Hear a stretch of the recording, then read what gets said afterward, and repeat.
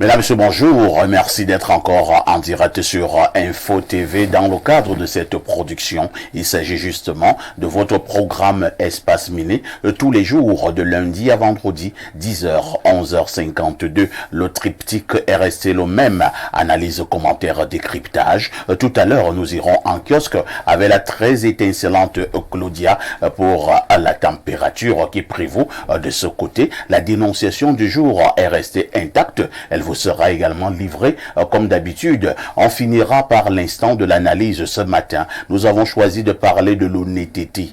Une question, avez-vous l'impression que les Camerounais soient toujours restés honnêtes? Quel est le regard que vous posez en ce moment sur l'honnêteté des Camerounais? Ce matin toujours, on marquera également un arrêt pour parler du manuel scolaire. Il se trouve que ce manuel scolaire change tous les ans. Pourquoi un tel état de choses? On en parlera également, naturellement, dans le cadre de cette production. 10h, 11h52, pendant près de 2 heures de temps, nous vous offrons une autre manière de faire la télévision. D'ailleurs, c'est ce pourquoi nous sommes payés. Nous sommes payés pour vous donner l'information, rien que l'information, mais alors, toute l'information au canal 317 sur Canal Plus International. Nous émettons à partir de Yaoundé, c'est la capitale du Cameroun, un pays que dirige le président de la République, son Excellence Paul Biya. Avec votre contribution, très chers téléspectateurs, nous commençons par accueillir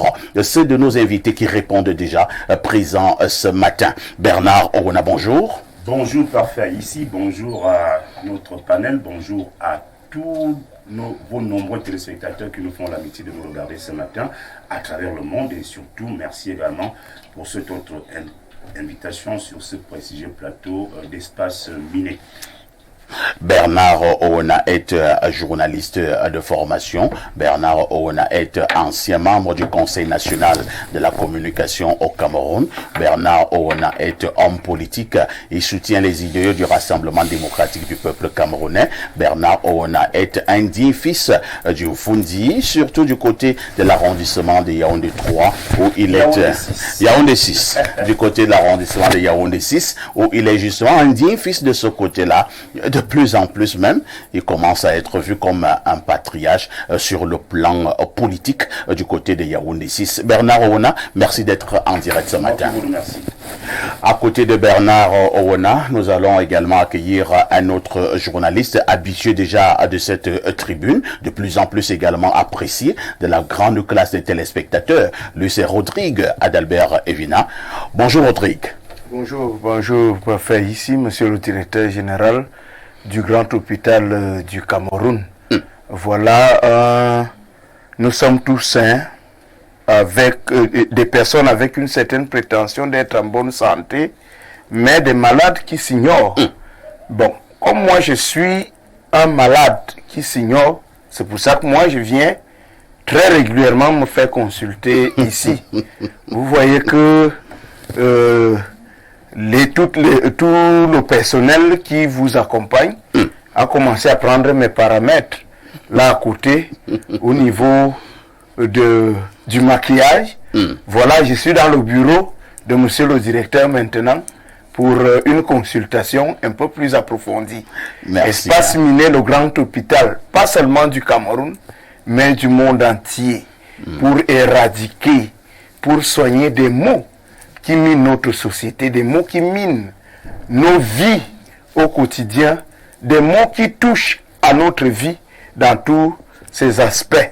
Donc c'est un rendez-vous sacré en télévision, ça c'est très important, et je pense que c'est aussi une tribune médiatique qui vise à faire passer des messages le plus rapidement possible et que ces messages atteignent tous leurs destinataires qui sont variés.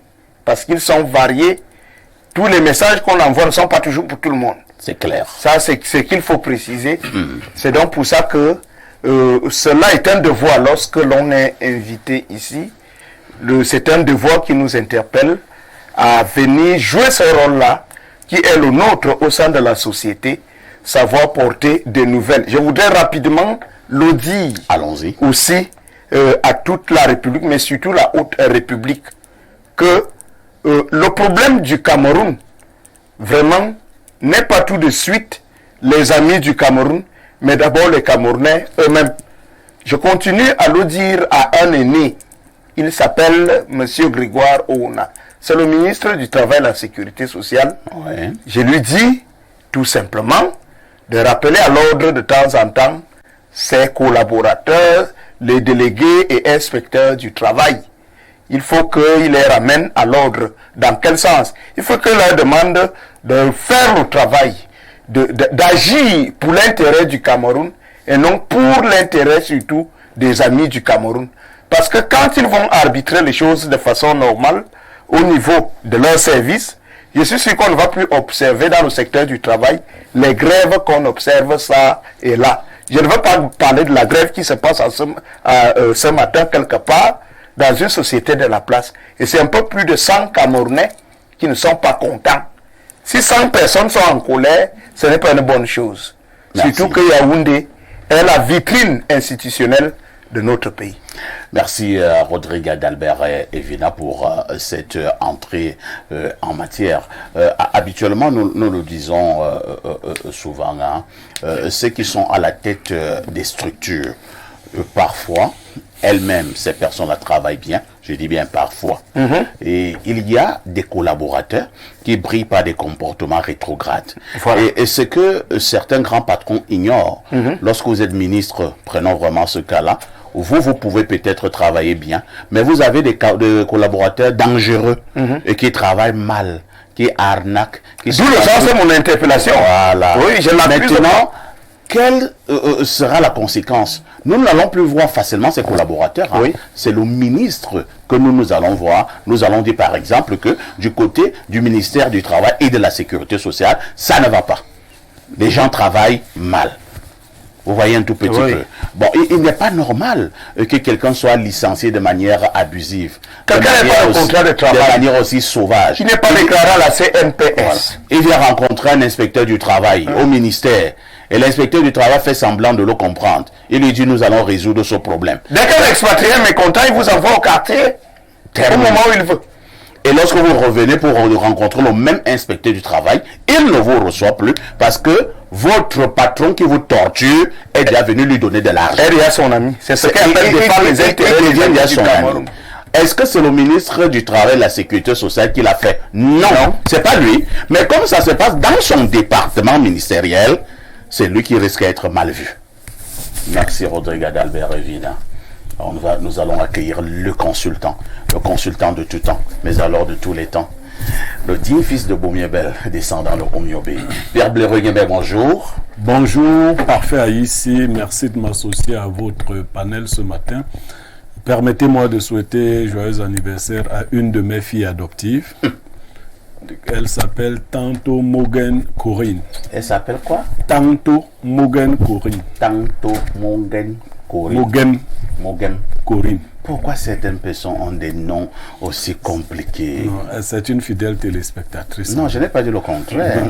C'est son anniversaire. Moi, je me dis souvent que lors des nominations, quand on veut nommer, bon, si quelqu'un s'appelle Tando, ça devient compliqué hein, pour être nommé. Mais si quelqu'un s'appelle par exemple Parfait Haïti, vous voyez que facilement on peut le nommer. Ouais, alors, c'est un nom qui sonne bien, c'est agréable aux oreilles. Non, mais si tu appelles Tanto c'est un très bon nom. Ma fille, joyeux anniversaire à toi. Joyeux anniversaire. Okay. Pierre Blériot, vous gardez le microphone, hein, cette fois-ci pour nous donner cette autre sagesse matinale. Nos défauts des premières heures sommeillent toujours en nous et ne meurent qu'une fois. On peut reprendre. Nos défauts de nos premières heures sommeillent toujours en nous et ne meurent qu'une fois. Ça veut dire quoi? Parfait, vous n'allez pas enterrer les habitudes d'un homme avant lui-même. Elles vont dormir en lui. Si vous étiez une fille Bamba, vous pouvez calmer les bambas, mais les bambas sommeillent toujours en vous. Une fille bamba, c'est quoi? Pour quelqu'un qui nous regarde au Bangladesh? Une fille aux mœurs légères. Ça veut dire quoi? C'est le gros français? Bon, une fille galante. Donc ça, c'est la galanterie. En français. Et Bamba, c'est la galanterie. Oui, c'est ce que, en français. Non, Blaireau ne fait pas ça. Non, pas. Comme quelqu'un qui a grandi à Bogota. Non. Et Bamba, c'est la galanterie. Oui, comme je suis pédagogue, quand on vous dit, et pour la culture des femmes, que vous êtes une femme galante, ça veut dire que vous êtes une femme aux mœurs légères. Tu as dit quoi? Une femme galante. Alors, la galanterie chez les femmes, c'est la légèreté des mœurs, en français. Par contre, quand on dit qu'un homme est galant, ça veut dire Espace miné, c'est parfois l'immaturité aussi. vous voyez. Donc, ne soyez jamais content. Parce qu'on peut t'appeler comme ça, on dit, oh, jeune fille. Ça, c'est une femme galante. Tu te mets à rire, tu dis merci pour le compliment. Non. On vient de te dire que tu es une mégère, tu es une bourgandier. Tu donnes un peu trop. Tu donnes un peu. Bon, je préfère dire une femme gentille. Jamais. Donc, les femmes galantes, c'est le titre d'un ouvrage de Molière. Les femmes galantes. Les femmes galantes. C'est-à-dire les femmes et Bamba. Les femmes et Bamba. Les Bamba trop. Donc, et si vous êtes un homme vicieux, si vous êtes égoïste, vous pouvez combattre cela. En fait, cette citation, je la forge d'une autre citation qui dit que l'enfant est le père de l'homme. Philosophique là. Oui, nous vieillissons étant en vivant avec nos défauts des premières heures. Si vous aimiez beaucoup la nourriture, vous pouvez tenter de vous tempérer, mais vous verrez que ça va changer, ça va prendre une autre forme. Si ce n'est plus la nourriture du plat, ce sera une autre nourriture. Laquelle? Non, il y a plusieurs. Femme Bouma Boumsi. Pourquoi tout le monde dit ça, Bassa? Non, les Bassa n'ont pas des expressions sauvages. Ah bon, hein? La langue Bassa, c'est pour la science, la culture. Merci. Bon. Et la langue que tu as utilisée, c'est quoi? Parce que, ici, je sors par là. Ouais, que rien ne va t'arriver. Rien ne va t'arriver.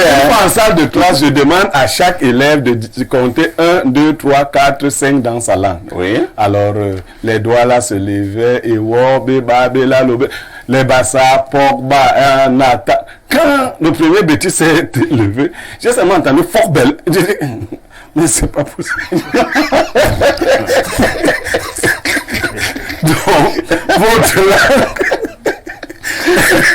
Merci beaucoup. Hein. Votre langue est une langue un peu violente. En tout cas, je vais aller dire son patriote des études. Bon, mais vous... Je vais dire son patriote des études. Non, ne dites pas Laurent Serge. Laurent Serge, le patriote des études. Ne dites pas. Voilà ce que le dit. Ne dites pas non plus à Philippe que j'ai dit ça. Voilà.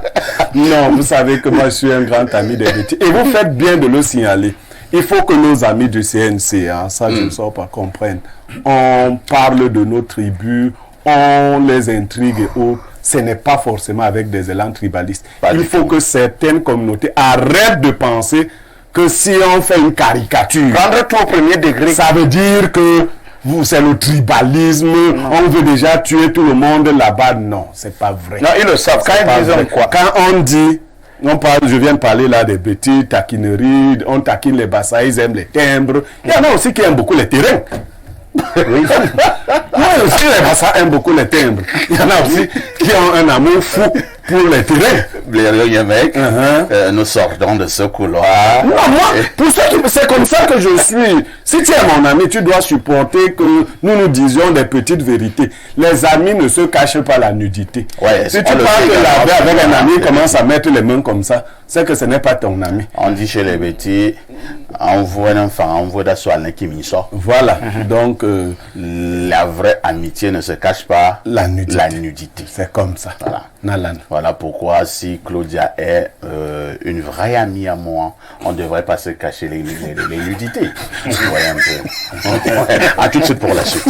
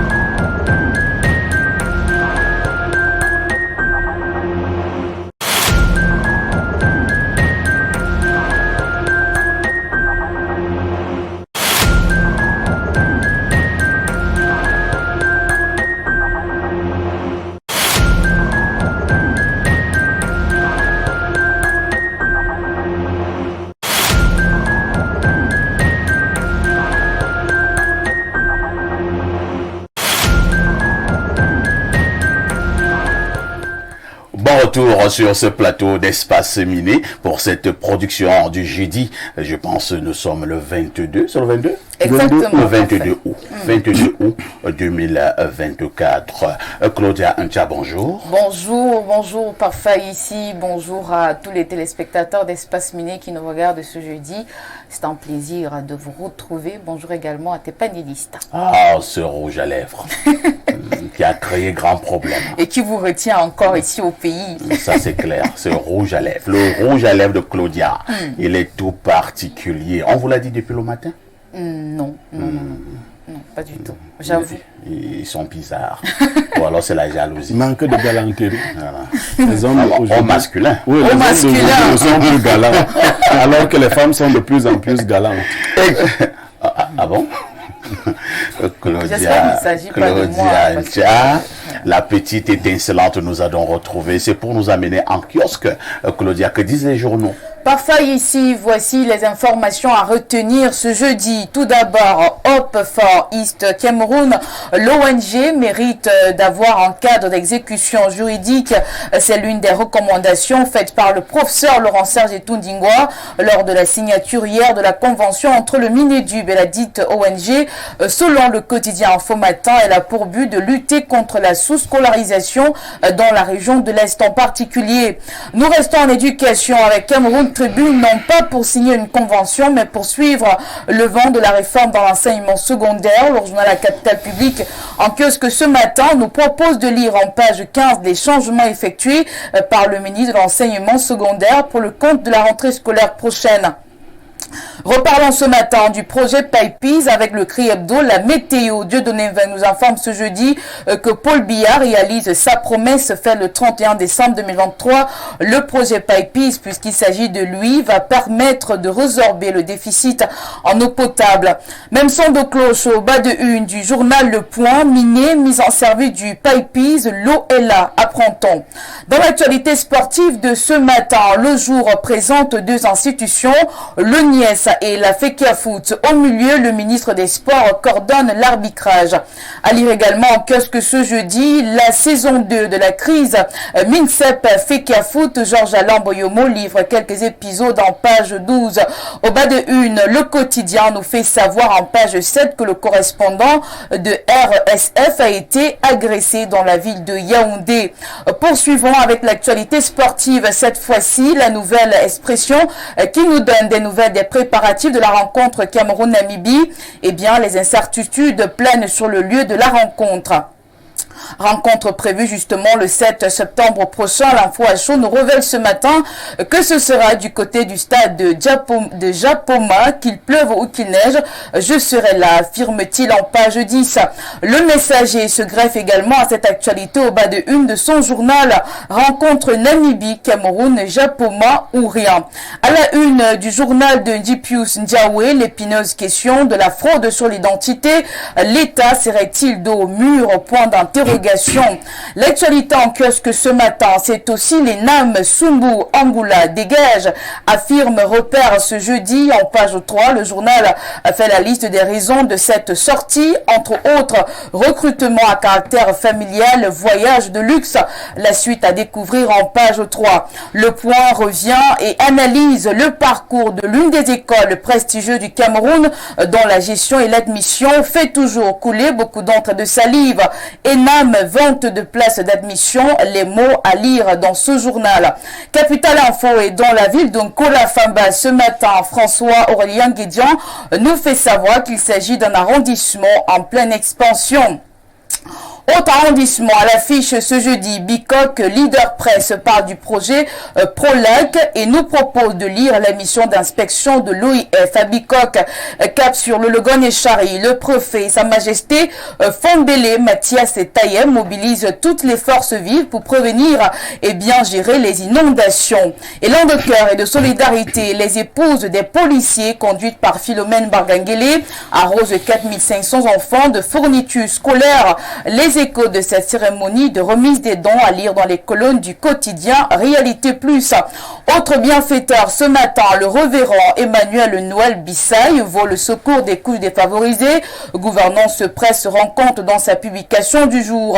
Dans sa parution de ce matin, Éco-Santé raconte la naissance de 4 bébés dans les conditions précaires. L'histoire se déroule dans la région de l'extrême nord. Joseph Bengoum, qui porte l'actualité, expose le cri d'une mère et ses quadruplés. À la fille du journal Afrique Performance ce matin, de maladies, l'épidémie de la variole du singe, la pandémie du coronavirus, le journal s'interroge. Est-ce une instrumentalisation à des fins géopolitiques? Point d'interrogation. Je clôture avec l'économie quotidienne. Dégradation des routes nationales. Les activités économiques en pâtissent, indique Thierry Écoutier en page 3. Merci Claudia pour toutes ces informations fraîches parues donc en kiosque au Cameroun. Oui. Il ne me reste qu'à vous souhaiter une excellente journée. Merci à vous, parfait. Une excellente journée de jeudi. Merci, dans jeudi beaucoup des filles. Voilà. Comment tu as su? Bah oui, ça on dit jeudi des filles. Oui, jeudi des filles. Dans les boîtes de nuit aujourd'hui, il y aura des petits trucs un peu compliqués quand on parle des jeudis des filles. Ça bouge. Ah oui, ça bouge. On dit souvent jeudi des meufs. Quand on était jeunes, jeudi des meufs. Et il y avait un concours de la fille qui avait le plus beau t-shirt. Ah, ça? Vous savez à quoi ça consistait? Non, pas du tout. Je ne sais pas pourquoi les gens ont toujours été violents. On amenait des jeunes filles, elles avaient des t-shirts, mais en bas des t-shirts, il n'y avait rien. Et on versait de l'eau sur elles. Vous imaginez donc les t-shirts collés sur les poitrines des jeunes filles. Et cette jeune fille qui vient danser sur vous, on imagine que... On ne danse pas sur moi. Vous êtes un plateau. Danse sur les gens. Vous êtes un plateau un peu pervers. Non, c'est pas la perversité. Je n'y crois pas. C'est-à-dire que nous essayons de comprendre la société. Nous sommes comme un romancier. C'est-à-dire que nous sommes comme ces miroirs qui se baladent le long d'une rue pour essayer de voir les tares et les avatars. C'est Stendhal qui l'a dit. Vous voyez un peu. Nous sommes un miroir. Ça fait partie du grand hôpital. Rien à voir avec la perversité. C'est toi qui as mal compris. Et revient à toi de... J'aimerais bien avoir votre vie. J'aimerais bien avoir votre vie. Nous sommes en train de nous disperser. Parfois ici et moi, nous sommes en train de comprendre la société. Il n'y a pas besoin que tu viennes nous dire... Je dis que j'aimerais bien avoir vos vies. Elle va reproduire notre personne. Oui, j'aimerais bien.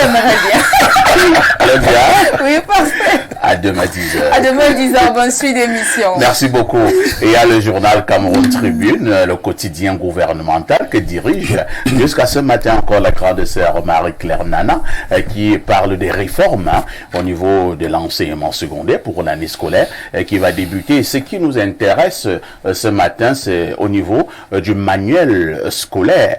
Ce manuel scolaire, Rodrigue d'Albert Evina, qui change tous les ans. Tous les ans, on change les livres. C'est-à-dire, le livre qu'on a utilisé cette année, l'année prochaine, on a encore changé le livre de français là. L'année prochaine, on a encore mis notre livre de français. L'autre année, on a encore mis... Bon, pratiquement tous les ans, nous changeons le manuel scolaire. Il y a une vingtaine d'années, une trentaine d'années, une quarantaine d'années, ce n'était pas ça. Les élèves utilisaient le même ouvrage pendant pratiquement 5 voire 10 ans. Et... il n'y avait pas un problème. Qu'est-ce qui peut justifier ce changement d'ouvrage toutes les années pratiquement au Cameroun? Le problème dans notre pays, c'est que nous faisons de l'éducation de nos enfants une source d'enrichissement. C'est-à-dire que l'éducation au Cameroun a du mal à se concevoir pour bâtir les hommes, pour construire le modèle de citoyen que nous voulons pour notre nation et pour l'avenir de notre nation. Mais c'est pour ça que vous voyez, donc, les concepts se reproduisent, les concepts en train de varier, en train de changer. Et si vous faites venir sur ce plateau ceux qui sont des cerveaux, justement de ces livres au programme et autres, qui écrivent ces ouvrages. Qui écrivent ces ouvrages, ils vont vous produire des arguments, en réalité, qui seront de nature à convaincre que, en fait, c'est pour le bien des enfants, c'est pour la meilleure formation des enfants. Encore plus que j'ai déjà un problème global à mes yeux qui se pose sur le système éducatif camerounais. Est-ce que nous sommes une nation qui a déjà vraiment défini les objectifs de son développement, des objectifs qui concernent le type de citoyens que nous voulons?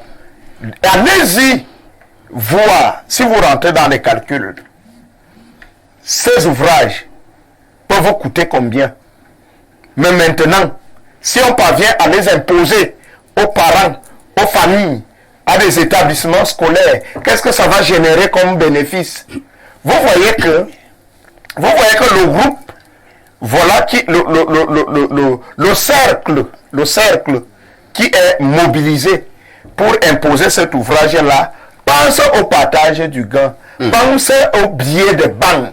Tout à fait. C'est donc ça. On a dit que c'est un grand gombo. Bien entendu, à mon sens, moi je me dis donc, c'est ça que j'appelle faire de l'éducation de nos enfants, la formation de nos enfants, un objet de commerce, un objet, c'est-à-dire une source d'enrichissement. En réalité, des gens sont beaucoup plus préoccupés à réfléchir sur comment on peut se faire de l'argent que de mettre sur pied en réalité des réels projets d'encadrement et d'éducation de nos enfants pour que nous ayons au Cameroun le modèle ou le type de citoyen que nous voulons pour la construction de notre nation. Et il faut que cette formation soit efficace. Si elle ne s'adapte pas à nos objectifs, elle ne s'adapte pas à ce que nous voulons pour notre nation, véritablement sera un échec total. C'est compris. Hein? Nous avons Pierre Blériot-Niamek qui a longtemps enseigné. Alors, Pierre Blériot, moi, je me rappelle quand nous étions petits, hein, nous étions dans des familles où pouvaient être 6, 7, 8 enfants en âge scolaire. Alors, si ton grand frère était au cours élémentaire 2 cette année, il a réussi pour le cours moyen 1. Et toi qui étais au cours élémentaire 1, tu partais au cours élémentaire 2. Et toi, tu utilisais donc les ouvrages de ton frère qui est maintenant allé au cours moyen 1 dans les ouvrages qu'il a laissés au CE2. Et cela faisait également un peu d'économie pour nos pauvres familles, pour nos parents. Nous avons connu Pierre Blériot, Mamadou Ebineta, qui ne changeait pas tous les ans. Pendant pratiquement 10 ans, on pouvait avoir le même ouvrage de français. Alors, chaque année maintenant, nous avons un nouvel ouvrage. Est-ce que cela n'est pas également de nature, je vais parler comme au village, hein, à embrouiller la formation des enseignants? Bon, je vais vous surprendre parce que je vais faire une analyse pédagogique. Pourquoi on ne doit pas changer au moins sur 5 ans, sinon 10, les ouvrages? On ne doit pas les changer. Ça, c'est du point de vue pédagogique. En fait, c'est quoi un ouvrage? Un ouvrage est un outil de formatage de l'individu. Les gens de la même génération, pour qu'ils puissent converser, doivent avoir lu les mêmes ouvrages. Quand les gens de la génération de Onatepa, ils ont lu Britannicus. Oui. Quand ils se retrouvent entre eux, ils reconnaissent des personnages de Britannicus. On peut même se donner des surnoms. Et l'ouvrage a un aspect social. Donc, aujourd'hui, les gens ne peuvent plus converser après 1 an. Toi, tu as lu Ngoumetap. L'autre a lu Lameta. Bon. Les personnes, vous voyez, c'est dangereux. Ceux qui font ça ne sont pas des pédagogues. Même s'ils ont été formés comme pédagogues, ils n'agissent pas comme des pédagogues. Quand vous avez lu La Croix du Sud, de Joseph Goué. J'ai lu La Croix du Sud, nous sommes de la même génération. Quand vous évoquez Axel, je sais de quoi vous parlez. Nous avons lu Le Dernier Jour d'un condamné. Vous et moi, nous pouvons parler en utilisant des codes pour nous faire comprendre de manière intergénérationnelle. Première chose. Deuxième chose, ça, l'État du Cameroun ne le fait pas à aucun niveau. L'État, dans les différents ministères, doit définir par strate ce qu'on voudrait que l'individu retienne. Oui. On veut que le jeune qui sort de l'école primaire ait un caractère courageux, qui peut affronter les... On demande aux écrivains de produire des ouvrages, des pièces de théâtre et autres, qui renforce la confiance en soi, ainsi de suite. Cette génération-là, on lui inculque ces valeurs à travers les ouvrages. On y sait qu'est-ce qu'on souhaite, ainsi de suite. Malheureusement. Le Camerounais, aujourd'hui, je ne parle pas de l'Africain, est un individu médiocre. Médiocre au sens de Bénézène Djomouele. Il est perdu dans son milieu. C'est l'homme du milieu, c'est l'homme du médius, de la médiocrité. Il veut ressembler au blanc qu'il ne connaît pas. Sa culture, il ne la connaît pas non plus. Il est donc perdu. Au milieu. Ce qui se passe là aujourd'hui, ce n'est plus de l'enseignement. Il faut le dire comme ça. C'est peut-être du bourrage de crâne, je ne sais pas quoi. Mais c'est un projet. Et l'éducation n'est pas mercantiliste. On ne gagne pas beaucoup d'argent dans l'éducation. Il faut le dire aux promoteurs. Ceux qui veulent écrire les livres, ceux qui veulent éduquer, c'est un sacerdoce. C'est le minimum qu'on gagne dans cette affaire. Très bien. Donc, si on continue de vous donner les ouvrages, l'aspect que vous évoquez, c'est l'aspect économique. Mais je vous dis que ce n'est pas le plus important. Si dans une génération, les gens ne se retrouvent plus, c'est-à-dire vous ne pouvez plus causer. Vous asseyez dans un bar le soir à Aouna. Toi, tu donnes telle personne ne reconnaît. Parce que la génération d'après a utilisé des gens qui viennent du Mali et celle d'avant, les gens qui venaient d'Australie. Non!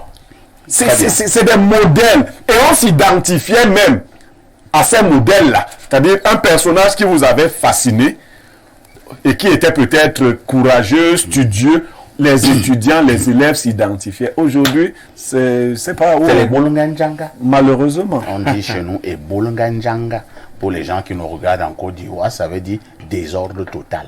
Alors, Bernard Owona, nous avons même un autre aspect des choses. Je ne suis vraiment pas pédagogue, mais il est arrivé que ces nouveaux ouvrages que nous avons tous les ans, tous les jours au programme, vous voyez un livre de français. Vous le parcourez et vous vous rendez compte qu'il y a des fautes de grammaire, parfois des fautes d'orthographe dans un livre de français. Parfait, je vous ajoute quelque chose. Au-delà des fautes, le livre de français n'est pas seulement au niveau des fautes, mais au niveau de la qualité de la langue. Tout à fait. On dit à un ami d'écrire. Il écrit, mais on voit que la qualité de la langue des apprenants ne s'améliore pas.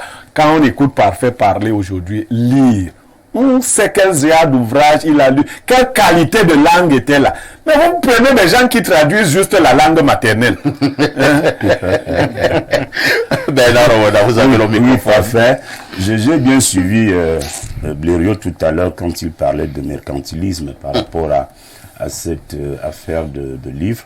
Je voudrais lui dire et confirmer qu'effectivement, c'est malheureusement le cas. C'est une affaire mercantiliste et je voudrais qu'il sache que ce qui se passe avec...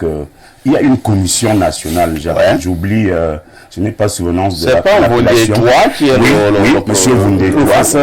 Oui, donc il y a une commission nationale qui est chargée de la validation des ouvrages qu'on programme chaque année.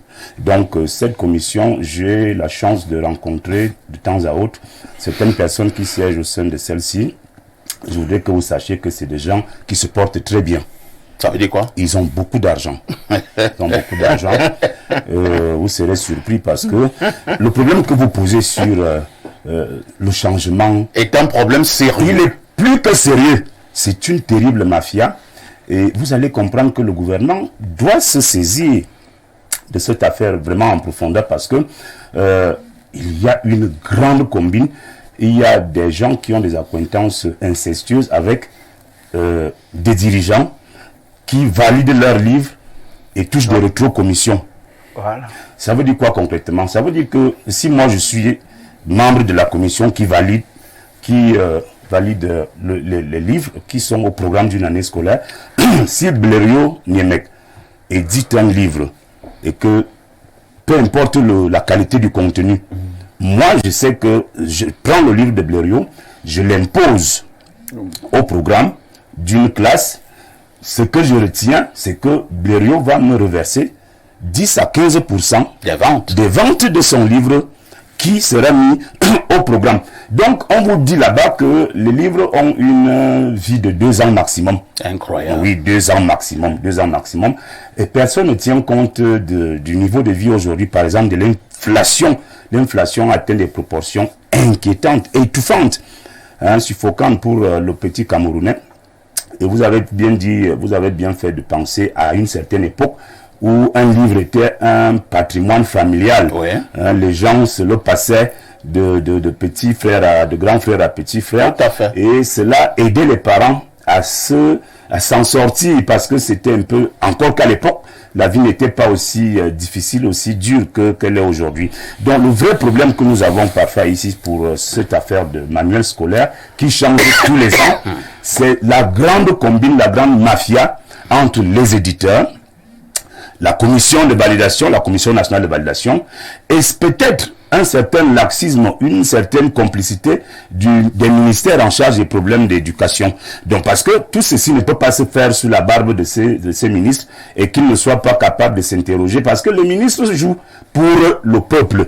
Ils prennent des décisions qui doivent aider les Camerounais, les enfants camerounais, à avoir une bonne éducation, à tenir compte de tous les aspects socio-économiques et autres. Donc si des gens s'amusent à se donner certains privilèges parce qu'ils ont certaines positions, c'est le peuple camerounais qui en pâtit. Et aujourd'hui, comme disait Blériot, c'est la médiocrité qui a pris le pas sur tout. Donc, pour me résumer, il faut qu'on retienne que le problème du livre qui change tous les ans est une affaire de business. C'est un gros business entre les éditeurs, la Commission nationale de validation des livres et certains responsables bien placés dans les ministères en charge des problèmes d'éducation. Merci beaucoup. Hein. De toutes les façons, nous allons en reparler dans le cadre de certaines de nos productions. C'est un problème très sérieux. Nous continuons également à mener notre enquête au niveau de l'École nationale d'administration et de magistrature. Ça va dans tous les sens depuis un certain temps. On vous parle de la vente des places au concours. C'est nouveau. C'est nouveau, la vente des places. Pourquoi vous m'en secrète? Non, on t'en sait. Il ne faut pas qu'on dérange les gens. Ah bon? Il ne faut pas qu'on dérange les gens. Tous ceux qui vivent au Cameroun savent comment ça se passe. Bien sûr. On a même aggravé la situation. Vous voyez, vous connaissez le profil du DG actuel de l'ENAM, non? C'est son profil. C'est un... ouais, il y a quel problème? Non, est-ce qu'il devait être DG de l'ENAM? Moi, je ne connais pas. Non, est-ce qu'il devait être un ouvrage? Est-ce que nous sommes... dans les profils? Oui, bien sûr. L'administration a des profils. Je crois que nous allons enquêter. L'administration a des profils. Blériot. Quand vous parachutez les gens de cette façon-là, disons plutôt à Blériot que c'est le président qui nomme qui il veut. Non, le président ne doit pas nous pouvoir discrétionnaire. Non. Mais si on a vendu des places, moi j'ai appris qu'il y aura du pouvoir discrétionnaire du président. Le président ne peut pas nommer un capitaine chef d'état-major au quartier général. Là, c'est compliqué. C'est comme ça que ça s'est passé. C'est l'armée. C'est quand même... Il y a des incongruités qu'on ne peut pas... Non, laisse en tête là. Non, le profil n'est pas bon. Si chez les Angoulans, il n'y avait personne, il fallait attendre. Je préfère vous le dire comme ça. On va enquêter. Non, le profil n'est pas bon. J'ai lu dans les Le profil n'est pas bon. Le bassin, si c'est... Non. Toi, tu peux accepter qu'un journaliste récemment sorti de l'ESIC, on vient dire qu'il est DG d'Info TV. Nous avons appris que les places se vendent à l'État. Et que on a même déjà atteint on vendait déjà les places. On a déjà atteint le niveau de 30 millions par place. Je ne sais pas si c'est vrai. Mais les places à l'ENAM sont comme les terrains.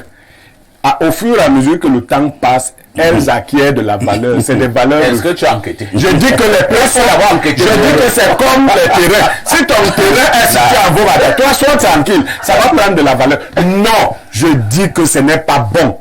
Le président a le pouvoir discrétionnaire, mais on ne sort pas un professeur sorti de l'école normale, on dit que il est proviseur du lycée. Enfin, ici. Oui, Bernard. Ce qu'il faut dire en tant que vieux journaliste, c'est ce qui est resté constant depuis au moins 2 à 3 décennies. Les places se vendent officieusement à l'ENAM. Vous avez les éléments? Bien sûr. Vous avez les éléments de preuve? Tous les éléments, je peux même vous amener des enfants qui ont acheté leur place à 15 millions. Qui peuvent témoigner? Et est-ce que quelqu'un, s'il témoigne, est-ce qu'il aura encore le couloir? Bon, Bernard, le jour où on va organiser dans ce Je serai là. la semaine prochaine, je Oui, vais vous inviter. je serai parce là. que ça va dans tous les sens. Oui. On ne peut pas dire des choses aussi graves concernant une école de prestige comme l'ENAM et que nous restons bouche bée. Nous avons commencé nos enquêtes et la semaine prochaine, Une école de nous prestige viendrons ou de donner prestige? les résultats de ces enquêtes. Que se passe-t-il à l'ENAM? Maintenant, Bléreux m'embrouille avec ses histoires de prestige et vestige. Moi, je vais parler de prestige. Voilà, tout de suite pour la suite.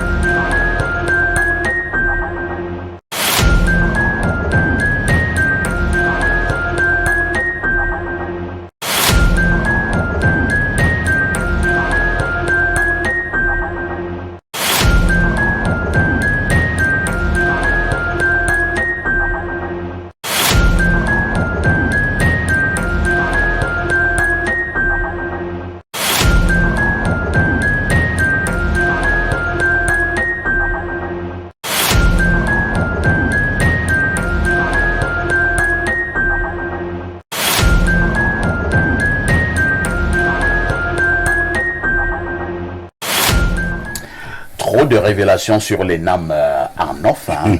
Je ne fais que emmagasiner.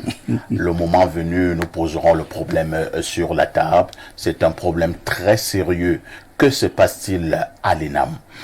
Nous repassons la parole à Pierre Blérieux, cette fois-ci pour la dénonciation du jour. Parfait, ici c'est une affaire d'adultère qui tourne mal pour une femme.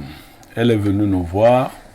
Il y a quelques mois de cela, l'année dernière, elle a été recrutée dans un établissement de la place par l'aide d'une copine à elle.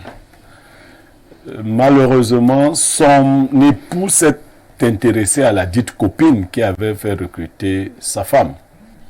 Et il a commencé à entretenir des relations coupables avec la copine à sa femme. Quelque temps après, à la fin de l'année, pendant que la dame s'attendait à être reconduite cette année, sa copine lui annonce qu'elle ne pourra plus faire partie des effectifs de l'établissement. Elle était quoi, enseignante? Bon, elle était personnel d'appui. D'accord. Elle était personnel d'appui. Elle ne pourra plus faire partie de l'effectif. La dame me dit... Un établissement quoi, scolaire? Oui, un établissement scolaire. La dame me dit avoir découvert le poteau rose, en avoir discuté avec son époux qui s'est montré très violent. Ensuite, elle lui a dit que moi, je n'ai même pas de problème. Tu peux continuer ta relation avec elle. Mais avec ma copine. Oui, épargnez-moi. L'homme lui a dit non, on ne va pas t'épargner. Tu vas en subir les foudres plus que tu as cherché. C'est donc le mari qui aurait demandé à faire licencier sa femme. Incroyable. Voilà. La femme a été remerciée et elle est au quartier en ce moment. Elle dit être à la recherche d'un nouvel emploi. Rodrigue d'Albert Evinan, c'est une dénonciation qui soulève plusieurs problèmes à la fois. Nous avons l'adultère, nous avons l'infidélité, nous avons la trahison, nous avons la cupidité, légèrement un peu de sorcellerie, et tout. Je vous passe la parole. Parfait, ici, je suis de ceux qui pensent que notre génération a vraiment beaucoup de problèmes. La famille aujourd'hui, qui est le fondement même de la société, est en ballottage, est instable, n'a pas de sérénité effectivement parce que notre génération n'a visiblement pas été initiée vraiment à la chose, à cette affaire très sacrée qu'on appelle qu'on appelle le mariage. Parce que quand on parle maintenant, on parle de trahison, on parle d'infidélité et autres. Je crois qu'il y a de cela une semaine, j'étais ici avec vous. Oui. On posait le problème de l'infidélité de la femme dont on pardonnait. L'infidélité de la femme. Voilà, et maintenant il y a des femmes... C'était vendredi. Et voilà, il y a des femmes qui pensent aussi qu'on ne devrait pas pardonner l'infidélité des hommes. Mais maintenant, en milieu professionnel, moi je suis de ceux qui pensent qu'il est difficile, si les bases ne sont pas solides, qu'un homme puisse travailler avec sa femme au même endroit. Non, l'homme là ne travaille pas là-bas. Il ne travaille pas Non, il ne travaille pas au même endroit. Il ne travaille pas. Mais là, simplement demander à ce que sa femme soit licenciée. Non, en fait, il faut comprendre le nœud du problème. Oui. C'est l'histoire de deux copines. Une est mariée à un homme. Et celle-là celle de dehors, la femme de dehors, a trouvé un emploi à sa copine qui est mariée. Et lorsqu'elle a trouvé un emploi à sa copine qui est mariée, le mari de cette copine-là a commencé à sortir avec elle. Parce que l'heureux lui parle en français compliqué. Tu vois, quand je parle comme ça, tu écoutes, tu vois que tu écoutes mieux. Donc, le mari de la femme-là a commencé à sortir avec la femme de dehors, qui a trouvé un emploi à son épouse. Comme si cela ne suffisait donc pas, apparemment, celle de l'intérieur aurait donc découvert que son mari sort déjà avec sa copine. Entre-temps, la copine de dehors là a fait un effort pour que celle à qui elle a d'abord donné le travail soit licenciée. Et quand elle a été licenciée, on finit par découvrir que c'est son mari qui a demandé à sa copine de faire partie sa femme de cet emploi. Moi, je crois que ce monsieur n'a d'abord jamais été d'accord au départ que sa femme travaille. Il y a des hommes comme ça. Il y a des hommes qui sont prêts à tout faire au niveau de leur foyer. Toutes les exigences qui concernent les finances, ils sont prêts à les assumer, mais pourvu que leur femme soit là. Qu'elle reste prisonnière. Qu'elle reste à la maison, joue pleinement leur rôle de femme. Terminé. Qu'elle ne s'excuse pas du fait que elles n'assument pas leurs responsabilités de femme parce qu'elles sont prises par le travail et puis c'est la bonne qui se retrouve là en train de faire tout. Donc moi je me dis qu'au départ, ce monsieur n'a même jamais été d'accord que sa femme puisse travailler. Peut-être que à ce niveau il n'y a donc pas eu entente. La femme s'est entêtée à aller travailler absolument et monsieur a cru bon d'adopter donc une méthode qui semble faire très mal à la femme en ce moment parce que aller prendre la copine de ta femme et faire en sorte que ta femme soit licenciée, soit limogée, moi je crois que c'est le haut degré même de la frappe. Mais une frappe qui fait mal, une frappe qui est profondément douloureuse, en fait, qui serait même cruelle aux yeux de certaines personnes. Donc moi je pense que le travail pour la femme est peut-être bien. Ça peut être une source d'épanouissement, mais seulement il faut que dans nos foyers, que le dialogue puisse passer, que certaines choses se fassent sur la base du consensus. Mais maintenant, si dans le foyer, l'homme n'est pas écouté, ou alors les aspirations de la femme sont mal prises, sont mal comprises, eh bien, je pense que dans ce type de foyer, il n'y aura jamais de paix, de tranquillité. Très bien. Donc, cette femme-ci n'a jamais été autorisée à aller travailler. Peut-être elle s'est entêtée et le monsieur a dit que bon, je vais prouver que je suis un homme et que je peux passer par tous les moyens pour te montrer que c'est moi qui commande. Merci Rodrigue. Bernard Owona. Est-ce qu'on ne devrait pas comprendre pourquoi depuis un certain temps certaines femmes n'aiment pas avoir des copines? Il paraît qu'habituellement quand tu as une copine, elle finit par aller avec ton gars ou même avec ton mari. Cette fois-ci, non seulement Elle est allée avec son mari, mais maintenant, c'est elle qui subit. La preuve, elle vient d'être licenciée, même si c'est sa copine qui lui a d'abord donné cet emploi. Je pense que la dénonciation de ce matin peut se résumer à quelque chose de près au film Le Bon, la Brute et le Truand. Nous avons là 3 acteurs, 2 copines et le mari. Moi, je vais dire les choses simplement comme au quartier, comme dans la rue. Nous avons là l'ami qui aime sa copine et qui se dit qu'elle peut aider celle-ci à l'insérer quelque part. Donc c'est une femme bien, au départ, qui habitait par de bonnes intentions, qui cherche du travail et réussit à faire recruter sa copine qui est mariée. À ce niveau, je pense que la personne, la copine qui a trouvé le travail à l'autre s'est dit que elle pouvait se faire justice, entre guillemets. Elle pouvait se faire payer. Elle pouvait se faire récompenser. Avec le mari de celle à qui elle a trouvé du travail. Droit de récompense. Oui, c'est comme ça, vous allez voir. Donc, la première copine donc, qui trouve le travail à l'autre se dit que pourquoi pas, puisque je t'ai donné la vie, je peux commencer maintenant à me taper ton mari. Et le mari le sait. Maintenant, celle à qui on a trouvé le travail, qui découvre que celle qui lui a donné le travail se tape déjà son mari, moi je crois qu'elle a fait une erreur. Elle devait voir comment gérer ça avec sa copine, au lieu d'aller provoquer des foudres auprès de ça. En quoi faisant? Elle devait dire à sa copine de trouver des moyens, des voies et moyens pour qu'elles s'entendent entre les deux. Puisque le mari aime la copine. La preuve, le mari a décidé qu'on licencie sa femme.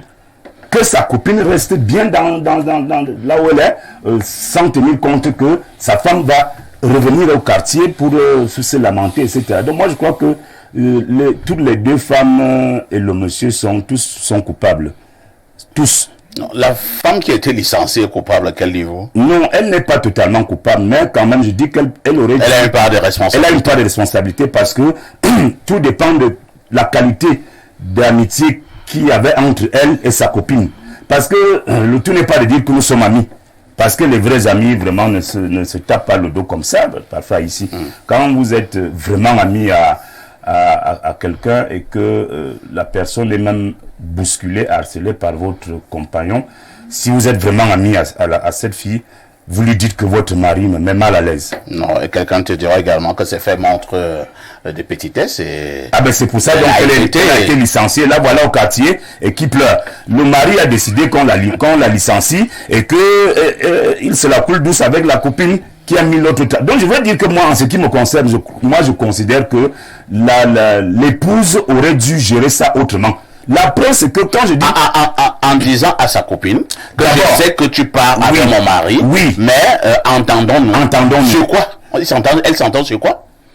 Les jours où elle peut aller avec... Non, laisse mon mari tranquille. Ah bon? Oui, laisse mon mari. Et le fait qu'elle le dit, elle va laisser? Pourquoi pas? Dès lors que tu as déjà dit ça à ta copine... Maintenant, c'est une situation où vous fuyez la pluie, vous tombez dans la mare d'eau. De toutes les façons, celle-là allait toujours œuvrer à son limogeage. Que je t'ai donné le boulot.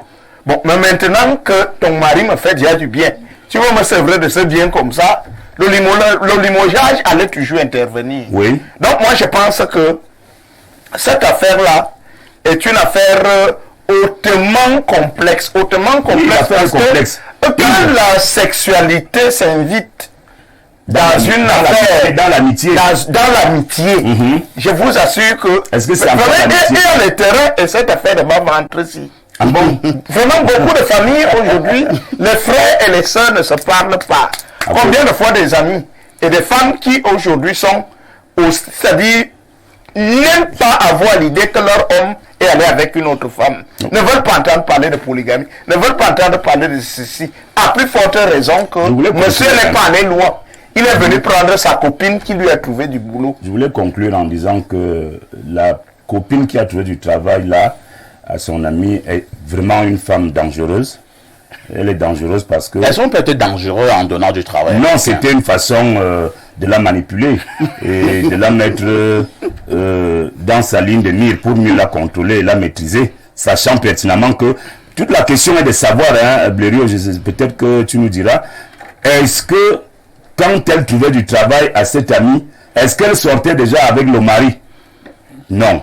Donc ça veut dire que ce que je dis est suffisamment clair, que elle a trouvé du travail à son amie pour mieux la maîtriser, pour mieux la contrôler et pour mieux gérer leur mari, le mari de sa copine. Merci. Hein. Voilà donc une amitié qui a volé en éclats. Voilà un ménage qui risque également connaître une rupture. Que faisons-nous en pareille circonstance, Pierre Blériot? Parfois, ici, vous signaliez que certaines femmes n'aiment pas avoir les copines. Oui. Je veux faire remarquer aux gens qu'il y a des gens qui ne s'intéressent à une chose ou à une personne que quand elle est déjà occupée par d'autres. Ah bon? C'est-à-dire que c'est parce que votre mari vous a comme femme que ses copines s'intéressent à vous parfois ici. Quand les copines de votre femme arrivent à la maison, et les commentaires souvent que la femme fait, oh non mais parfait, hein, non. Vous croyez que vous faites à qui du bien? C'est parfait, c'est un cheval. C'est la question qu'on pose. Quand tu dis ça, la personne a un dormeur. Elle est d'accord. Moi, je vois, toi, tu souris tout le temps. Non. Tous les matins, tu es joyeuse. Donc, en fait, il y a ce risque-là. Maintenant, il y a que l'homme est de mauvais caractère. Quand je dis souvent aux gens, je parle de polygamie, je ne parle pas de ce genre de choses. Je le dis en prenant à témoin celles qui sont mes compagnes. On ne fait pas la cour aux copines de sa femme, à ses sœurs, aux voisines. Non. Être polygame ne veut pas dire avoir une vie désordonnée. Non. Au contraire, vous devez avoir des principes. Les sœurs de votre épouse, les voisines et autres, vous n'avez pas de regard là-dessus. Chez nous en Afrique, la sœur de ta femme est ta femme. Non, elle est ta femme du point de vue symbolique. Elle n'est pas ta femme pour le moment. On commence par avoir un symbole. Non, si vous la mettez au lit, vous insérez la sorcellerie dans la famille. Vous n'avez pas vu les gens qui ont épousé des jumelles? Mais c'est des sorciers, évidemment. Non, dès que... Moi, j'ai vu des gens qui ont épousé... Et parfois, si votre épouse n'est plus, on vous donne sa sœur. Voilà. Non, mais moi, j'ai assisté de l'Afrique. Non, elle n'est plus. Oui. Une Et fois, ça change quoi? Non, la compétition, votre femme n'a de valeur que parce que vous êtes un objet précieux à ses yeux et admiré simplement par ses sœurs et copines. À force d'admirer, on finit par faire quoi? Non, il ne faut pas céder à ce genre de choses. C'est même pour cela que moi, je connais des femmes qui disent que même les réunions, elles ne font plus les réunions chez elles. Ou quand elles font les réunions, elles demandent à leur mari de sortir. Ils sont dangereux. Oui, parce qu'il y a des maris, des Ouna. Bon. Ah bon? Pas Ouna Bernard. Il y a des maris, ils restent là pendant la réunion des femmes. Ils ne savent pas ce que l'homme fait à la réunion des femmes. Attends. À Koukoura, mon Dieu, vieux poème. Il assiste, non? Non, il est là, il regarde derrière les cabas pour voir. Non. C'est un mauvais garçon. Bon, maintenant, la femme est dans une impasse parce qu'elle me disait qu'elle cherche un autre emploi. Je lui ai dit, si votre mari ne veut pas que vous travaillez, si vous venez à trouver un autre emploi, il ira encore créer... C'est aussi notre préoccupation, Blériot. Oui. Non, est-ce que le monsieur est d'accord même mais là, par contre, d'Albert Evina, je ne crois pas que ce soit le fait des moyens financiers qui serait un homme à dire à sa femme de ne pas faire un travail. Non. Il faut faire attention. Il faut voir si il faut toujours occuper les femmes. C'est un danger pour les hommes qui croient que quand la femme ne travaille pas, elle est en sécurité, elle est gardée à la maison. C'est de la folie. Je vous parle en connaissance de... Une femme qui ne travaille pas peut être d'une infidélité que vous ne pouvez pas imaginer. Ah bon? Parce qu'elle s'ennuie. Le travail éloigne beaucoup de femmes, contrairement à ce Elle est bien placée pour donner le programme de son type. Oui, une femme qui travaille a des pressions particulières. Ne croyez pas que ce soit le travail qui soit la source de l'infidélité. Bien au contraire, l'ennui amènera même votre femme à vous tromper avec n'importe qui. Donc, il n'y a pas suffisamment de moyens. Il faut que chaque personne s'épanouisse. Si ce n'est pas un travail de bureau, que ce soit une activité qui occupe, qui divertit, qui épanouit. Il ne faut pas rester là à regarder la télé 9h du matin au soir. Parce que vous laissez votre femme à la maison, vous laissez le gardien à la maison, vous laissez le garçon qui fait le ménage. Le câbleur. Le câbleur. Bon, le câbleur monte pour attacher les choses. La femme est assise là, tout. Bon. Alors, lisons d'abord quelques préoccupations des téléspectateurs. Hein. Bonjour à vous, Monsieur Parfait Haïssi, et à tout le panel. Une femme quoi? Quand j'ai une femme d'être avec son ami, moi, je comprends pas. Et qui vient de perdre son emploi, on cherche quand même un moyen de chercher, vraiment. Je saute, hein. Apprenez à écrire. On prend un autre message probablement plus potable. Bonjour, le Franck Emmanuel Olivier de la modération et au meilleur consultant d'Afrique centrale, Pierre Blériot, sage fils de Boumiebel, descendant de Omniobé, le seul qui restera quand les autres auront pris la poudre d'escampette. Perfecto, cette fille n'a pas seulement un problème d'emploi, mais aussi un problème de mari, son ami qui lui a ouvert les portes d'un emploi, aujourd'hui la met à la porte de sa maison. Perfecto, cette femme doit s'armer de courage pour surmonter ce calvaire. Maintenant, si son goumin... Oui, le goumin. Maintenant, si son goumin est trop fort, qu'elle parte au village, jeter le mauvais sort sur ces deux gens. Frédéric depuis Ngousso. Autre message ce jour à l'an 213, c'est l'Algérie. Bonjour Perfecto et à tout ton panel. S'il te plaît, Parfait, ici j'aimerais faire un constat ce matin avant de parler de la dénonciation. Au fait, je constate que les Camerounais, surtout nos aînés, manquent de courage pour pointer du doigt le vrai responsable de tout ce qui arrive au Cameroun. Vous avez dit sur ce plateau qu'il y a des personnalités au sein du régime qui s'enrichissent derrière l'éducation de nos enfants. Et j'entends l'aîné on a demandé au même régime de se saisir d'une affaire qu'il a lui-même créée pour s'enrichir. Et c'est ça le problème avec ceux qui nous ont dévancés. Ils pensent toujours qu'on peut résoudre un problème avec celui qui l'a créé. Qu'est-ce que le régime Biya donne souvent à nos aînés? Vous verrez un homme mûr, bien âgé, qui a des grands-enfants à la maison, venir dire ouvertement que si le pays se porte mal, ce n'est jamais la faute du président, mais de son entourage. Je me souviens encore de ce mémorandum du Grand BAM, celui du Grand Nord, où des papas supplient le responsable de leur malheur de leur venir en aide, ou alors de cette coalition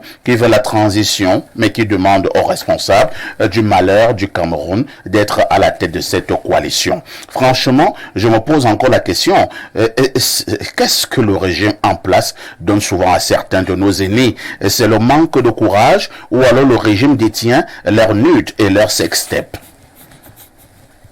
Tu as dit que tu vas parler de la dénonciation, mais là tu n'as pas dit un mot sur la dénonciation. Tu vois que toi tu as avec ta dénonciation. Voilà, d'accord. En attendant, voir les nuls et les sextapes que certains détiendraient, nous lisons un autre message.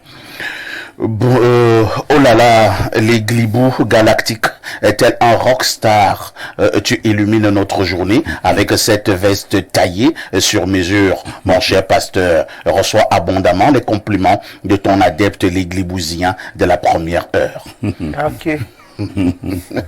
On parlait de quoi là maintenant? Concernant le problème des manuels scolaires, je ne comprends pas les parents ou les Camerounais qui passent leur temps en longueur de journée à parler des taux, mais jamais ils ne s'offusquent de la mafia qui tue l'éducation de nos enfants. Le Cameroun est terrible, vivons seulement. C'est Cyril à Douala qui envoie le message. Qu'est-ce que nous venons de faire là?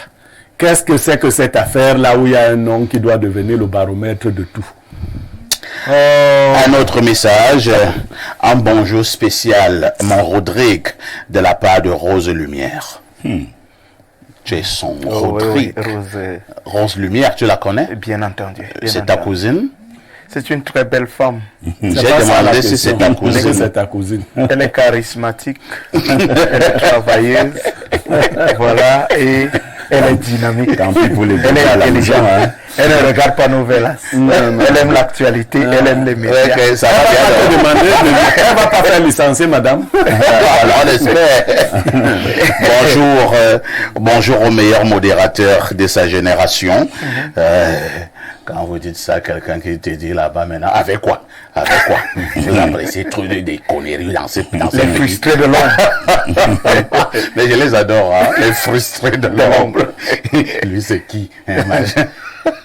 Tu sens là, les Comment faire, comment pour arriver là? Tu sens les grains. Ce qui est bien dans ce pays mauvais que Rodrigue, beaucoup pensent que quand il n'a pas mangé le matin, et que le soir, il n'est même pas sûr de manger. Ouais. C'est à cause de parfois ici qui passe à la télé. Ouais. Je n'y suis pour rien. Gratuitement, donc, il y a sans motif. Alors, que c'est quoi, il dit motif, malchance. Bonjour au meilleur modérateur de sa génération. Très belle émission. Je suis d'accord avec le consultant, monsieur Blériot. C'est Martial Edimbi depuis Odia qui envoie le message. S'il te plaît, perfecto. Je voudrais rencontrer monsieur Niemek. Je voudrais savoir s'il peut m'aider à avoir les ouvrages de Jean Godefroy Bidima. Je rédige ma thèse. Oui, je peux l'aider à avoir les ouvrages de Jean Godefroy Bidima. Très bien. Blériot lui-même a répondu. Hein. Autre message ce jour, bonjour le sac de modérateur et salut à tout le panel et en particulier à mon frère Niemek. Je viens faire une dénonciation d'abus ce matin. Je suis en chantier d'exploitation forestière dans l'arrondissement de Makak et depuis vendredi que je suis arrivé avec mes camions sur Yaoundé, la CEMIL par l'entreprise d'un certain colonel... je connais ce colonel, hein. Bon, je ne vais pas lire cette dénonciation à l'antenne. Appelez-moi après l'émission pour avoir un peu plus d'éléments. Mais le colonel en question, je le connais. À une certaine époque, je vais parler comme au quartier, lui et moi avons choqué. Mais je connais quand même que c'est un colonel très mal élevé. Et il faut le dire. Oui. Il dérange. Et il ne dérange pas, il dit qu'il est mal élevé. Mais il m'avait rencontré. Hein. Non, tu n'as pas été doux. Puisqu'il avait dit qu'il était prêt à venir m'arrêter ici à la télé. Je lui ai dit, viens, je t'attends.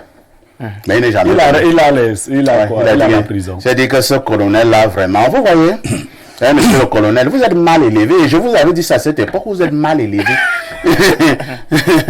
Il est d'une arrogance. Il parle aux gens comme s'il parlait, c'est domestique. Non, mais tout ça. Mais je dis que lui, il m'avait rencontré.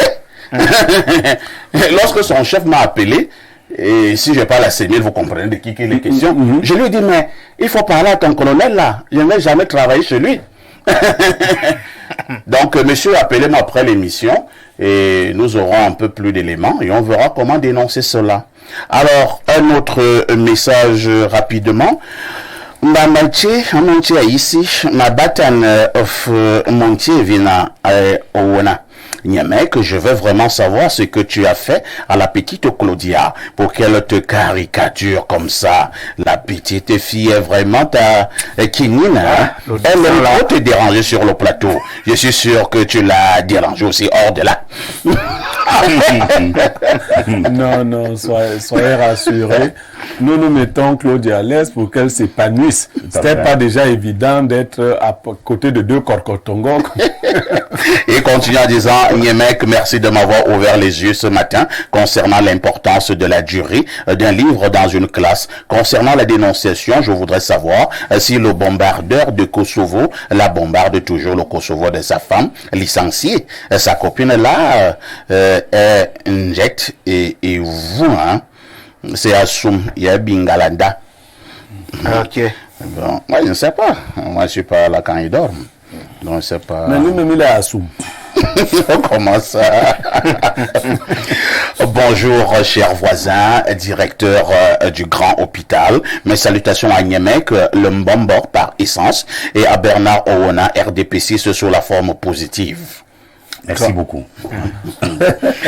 Pour la dénonciation, la femme du dehors sortait déjà avec le mari et par culpabilité et par concertation avec le mari, elle a trouvé du travail à sa coépouse pour que celle-ci soit occupée et lui colle la paix. Mais certainement quand l'épouse a découvert le poteau rose, elle a voulu se confronter à ces adultérants en femme émancipée. Du coup, ceux-ci l'ont ramenée à la case départ pour lui faire comprendre qu'elle n'est rien. Vivement qu'elle accepte la polygamie et retrouve son poste de travail. Ça y est, dit Caprio depuis Garoua. Assez belle analyse. Hein. Oui.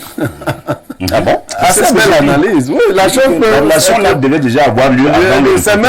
C'est possible que ce soit le mari qui lui a dit bon, oui, occupe-la, comme ça nous aurons aussi du temps. Parce qu'on peut la contrôler quand on sait où elle est. Mais ça fait mal, Blériot. Oui, bon, ça veut dire que vous me conditionnez. Si je dois avoir du boulot, elle ne savait pas. Toi, si tu prends mon époux, non, tu ne sais pas. Le problème, c'est la découverte. Et maintenant, comme Bernard on a disait, quand tu as découvert, tu as fait quoi? Voilà. Parce qu'il y a des découvertes. Bon, vous allez encore dire que j'ai donné un conseil du. Quand vous regardez les enjeux, des fois, il faut vous taire sur certaines découvertes. C'est de ça qu'il était. Parfois, ici, c'est comme dans le monde spirituel. Le troisième œil, on n'ouvre pas ça à n'importe qui. Parce que vous pouvez voir des choses qui viennent du monde invisible. Et puis vous arrivez ici, vous commencez à parler de ça parce que vous avez appris le français. Vous commencez à dire tout ce que vous avez vu là-bas. La nuit. La nuit. C'est pour ça que certains sont soit sourds, soit muets, ou alors ne voient pas carrément. 10h, 11h52, c'est le grand hôpital. Pour vous qui avez des problèmes, pour vous qui êtes chargés, venez à moi et je vous redonnerai du réconfort. À tout de suite pour la suite.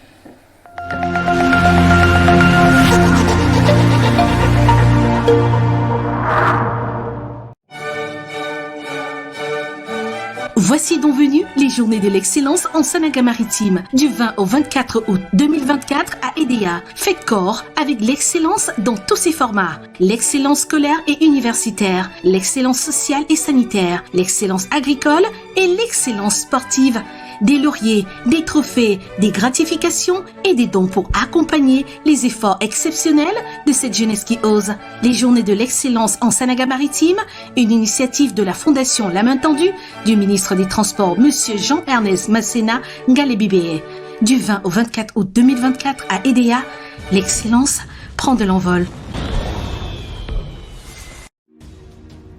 Le canton Yemvam-Yassaman en fête.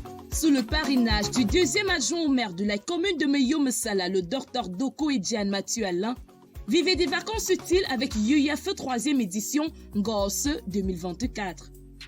Sous le thème Jeunesse éthique et patriotique, UYAFE, c'est la promotion des talents locaux avec au programme championnat de football féminin et masculin, campagne de dépistage de santé, prime de l'excellence scolaire et universitaire, foire gastronomique, élection Messieurs UYAFE 2024. Du 14 au 24 août 2024 en Gosse, vivez des vacances utiles autour du sport, la santé, l'éducation et la culture. Renafro Finance SA, acteur majeur de la microfinance au Cameroun depuis 1996. Et si ta solution venait de la Masso?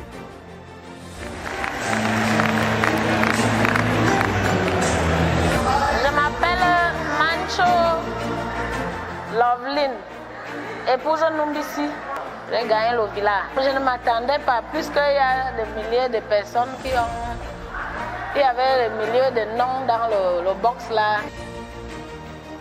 Deviens propriétaire d'une villa à partir de 100 francs CFA. Renafro Finance SA, acteur majeur de la microfinance au Cameroun depuis 1996.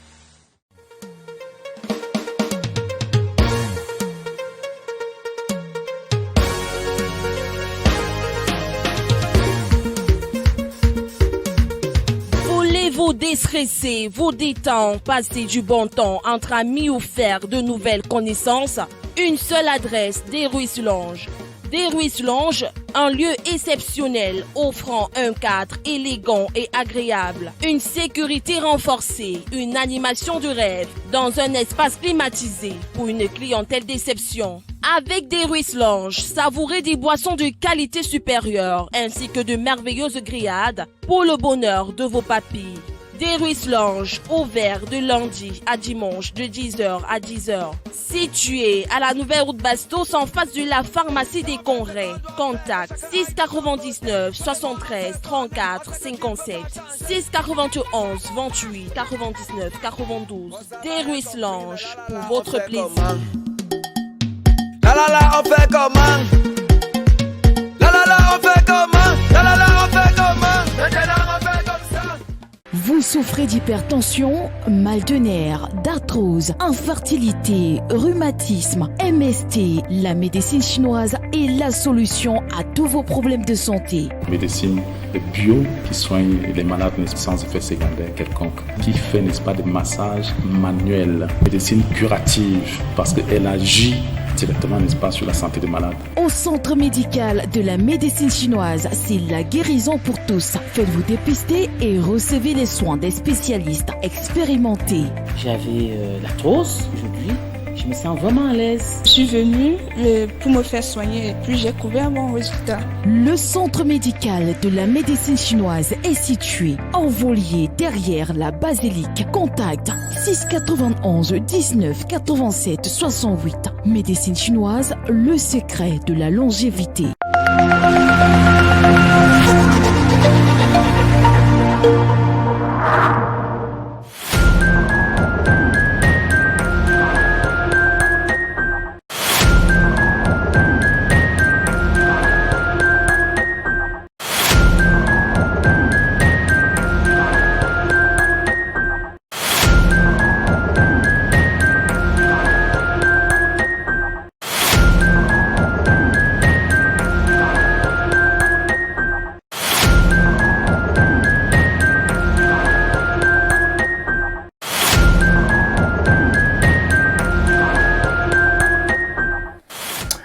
Bon retour sur ce plateau d'Espace Miné tous les jours de lundi à vendredi, 10h, 11h52. Ce matin, nous parlons de l'honnêteté.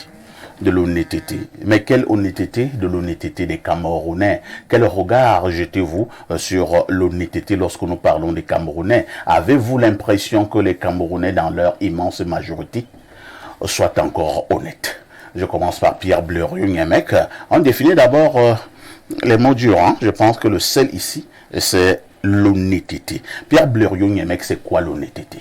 L'honnêteté, c'est la fidélité à ses engagements. C'est l'adéquation entre le dire et le faire. C'est la pensée conforme à l'action. Alors, un homme honnête, c'est celui qui dit effectivement ce qu'il va faire et qui fait ce qu'il a dit. C'est ça. C'est celui qui respecte scrupuleusement les accords. Si entre Evina et moi, on a dit que dans cette affaire, il aura 20%, je dois lui restituer les 20%, même si c'est les 20% de 2 milliards. Parce que ça commence souvent à 10 000. 20% de 10 000, c'est 2 000. C'est encore négligeable. Ça passe. Ça va à 100 000. Ça devient 20 000. Le cœur commence à te dire que non. Tu peux donner 15 000 à Evina. Lui, il a trop fait quoi pour mériter 20 000. On commence à sous-estimer le rôle d'Evina dans l'affaire. Et dès que ça atteint 1 milliard, c'est 200 millions que tu dois... qui est... Tu fais déjà... Evina aussi. 200 millions. C'est le respect des accords. C'est l'âme qui est conforme à ses propres engagements. C'est ça une âme honnête. Pierre Bleuriou, regardez le microphone après avoir fait cet excellent travail de planter le décor. Allons droit au but. Lorsque vous observez la société camerounaise, vous avez l'impression que les Camerounais soient encore honnêtes? Parfait, je vais vous donner une boutade. Les Camerounais pensent que lorsqu'ils ont donné leur parole, ils ne sont plus obligés de la tenir. Vous comprenez ça?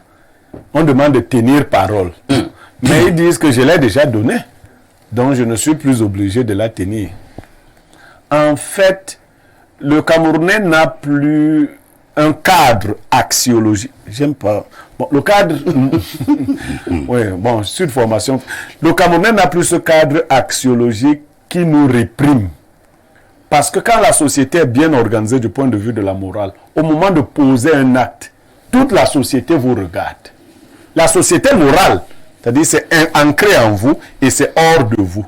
Le Camerounais croit que s'il peut s'en sortir, il peut violer ses engagements.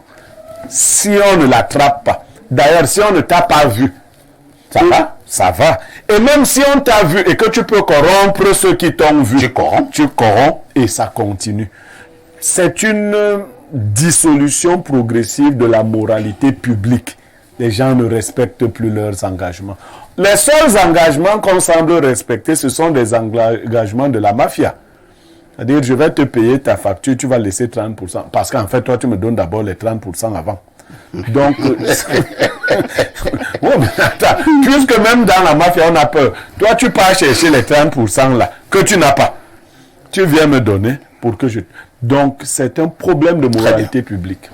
C'est donc un problème de moralité publique, Bernard Ouna. Lorsque nous parlons des États, c'est un problème sérieux. Si de manière générale, vous avez affaire à un État où globalement, les gens s'éloignent des engagements donnés, les gens s'éloignent de la parole donnée, les gens, faisons simple, sont malhonnêtes. Est-ce qu'il n'y a pas un problème? Il y a un grave problème.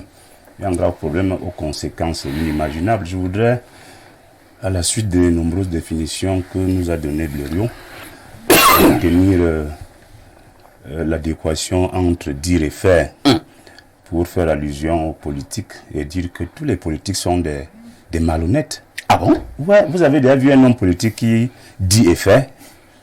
Tous sont des porteurs de promesses rarement tenues.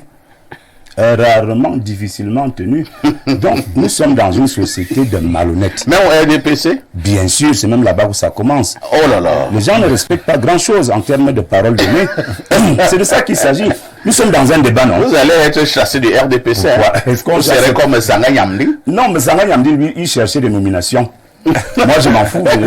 Parce que je n'attends pas à être nommé par le RDPC. Je ne fais pas les marchés. Donc, on va rien me refuser. Vous m'enlevez là, ça ne change rien dans mon portefeuille. C'est donc des gens comme toi qui sont dangereux. Non, c'est pour ça que nous sommes dedans. Parce qu'on sait caporal, on parle de façon désintéressée. On appelle ça dans l'armée adjudant-chef-major. Voilà, par exemple. Il n'attend plus rien. Adjudant-chef-major. Heureusement que ceux qui voient bien que nous participons à la construction de quelque chose de bien, nous respectent parce que, bien sûr, nous disons des choses sans besoin des gens comme bien sûr, la Renaissance. La Renaissance, elle n'est pas si éloignée. C'est la Renaissance. Elle est même pour voilà, elle est pour demain. Alors, je voulais dire que c'est un terme compliqué, l'honnêteté.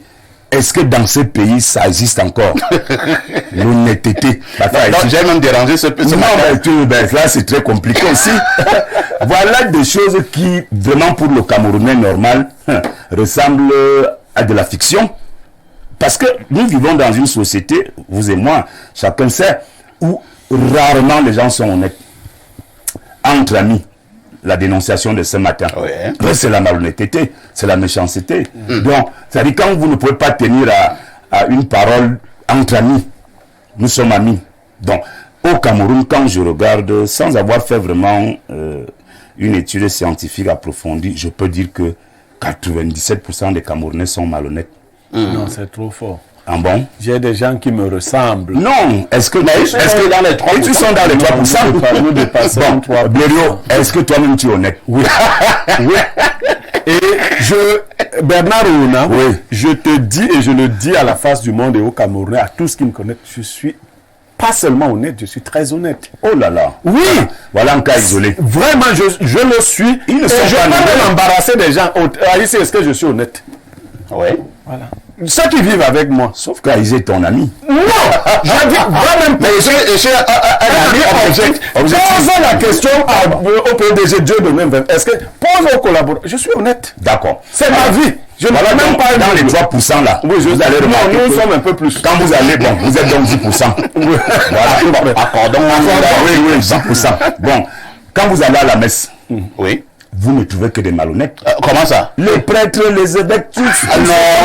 Je dis que tous ces gens sont dangereux. Il n'y a rien de honnêteté là-bas. Je vous le dis. Même les prêtres. Ouais, est-ce que c'est moi qui dis?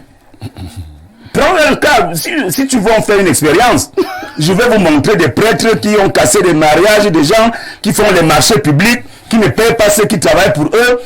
Je dis que qui arrachent le terrain des gens. Mais oui, vous parlez. Je dis que c'est difficile de croiser un homme comme Némec qui est honnête, ou plus ou moins honnête, dans ce pays Moi, je dis parce que moi, je fréquente les bars, je fréquente la rue, je vais dans tous les milieux, je fréquente les grandes personnalités. C'est pas facile. Tu as une synthèse de la société. Vraiment quelque chose de très éclectique qui prend en compte les ci et les ça. Mais je vous dis que il n'y a pas d'honnêteté au Cameroun. Un point.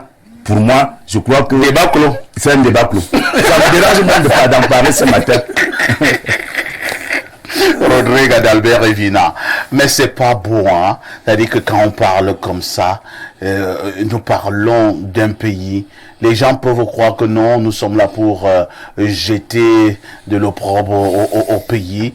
Mais, Rodrigue, lorsque nous allons dans le secteur de l'éducation, nous trouvons des choses incroyables. Lorsque nous allons dans le domaine de la santé, nous trouvons une bonne bande de malhonnêtes. Lorsque nous allons dans le domaine de la culture, le droit d'auteur, ça chauffe encore là. Il y a 850 millions qui se baladent. Oui, une histoire de 850 millions. Hier encore, oui. Les artistes... c'est trip. La CRTV paye, elle ne veut pas payer, elle paye, elle ne veut pas payer. Elle paye à tel et ainsi de suite. Il y a des gens qui volent même l'argent du deuil. Tout ça, c'est la malhonnêteté. Ouais.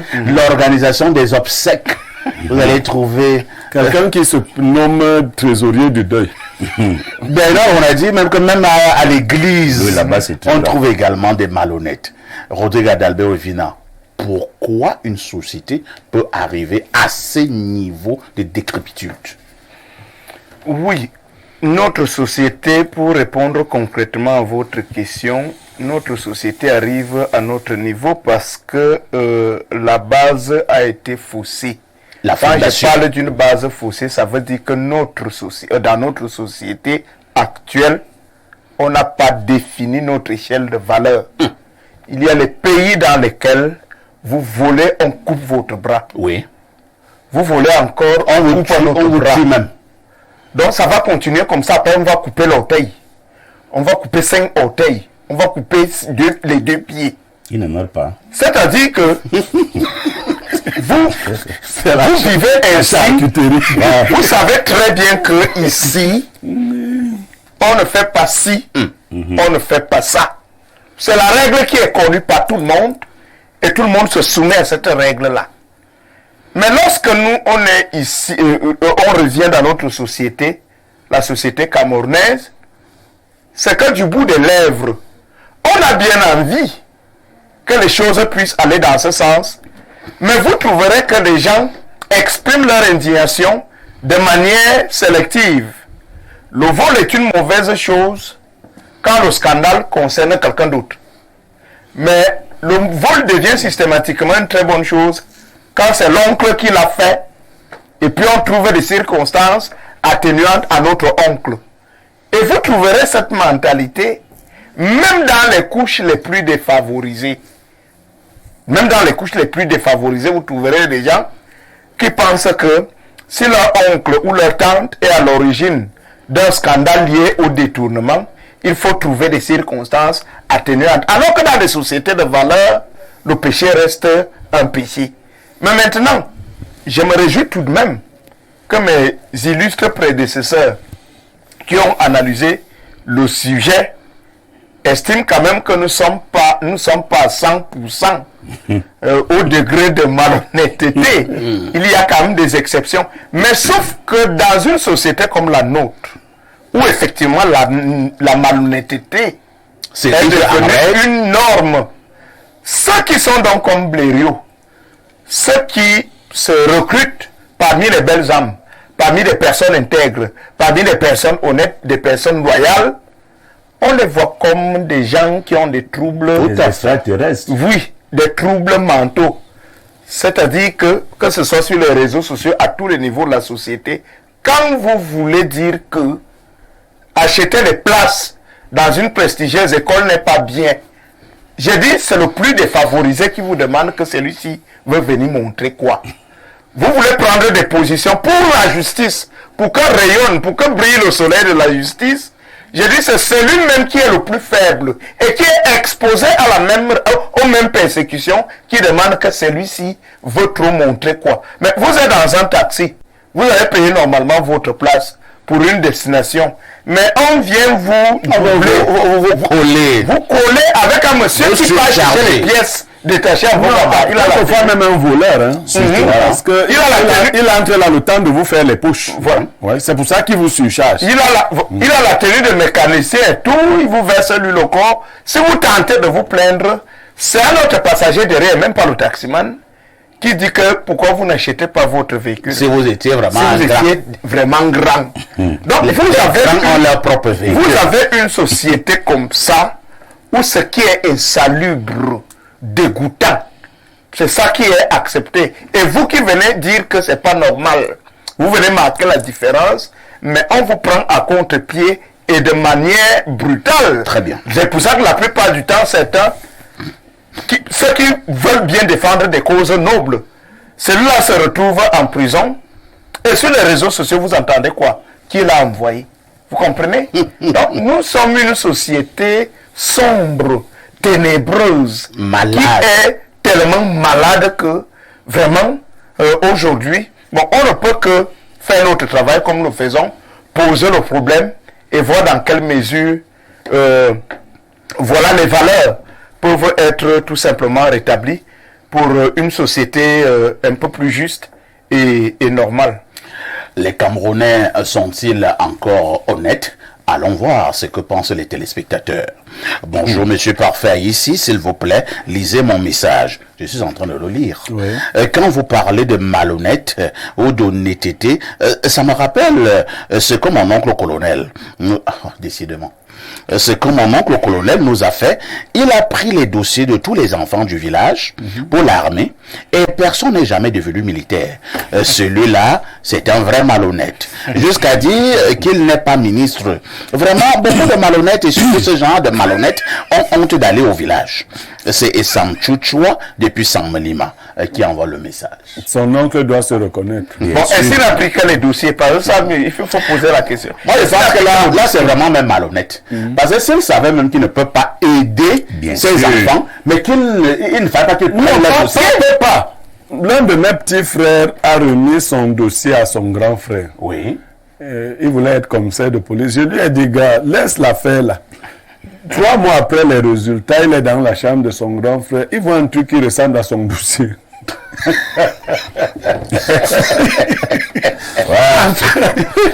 grand frère avait pris son dossier pour qu'il ne soit jamais commissaire. Non, vraiment, il est malhonnête. Non, il est même. C'est la méchanceté. Parce que tu aurais pu aller chercher ailleurs. Tout à fait. Il dit que bon, ok, donne-moi.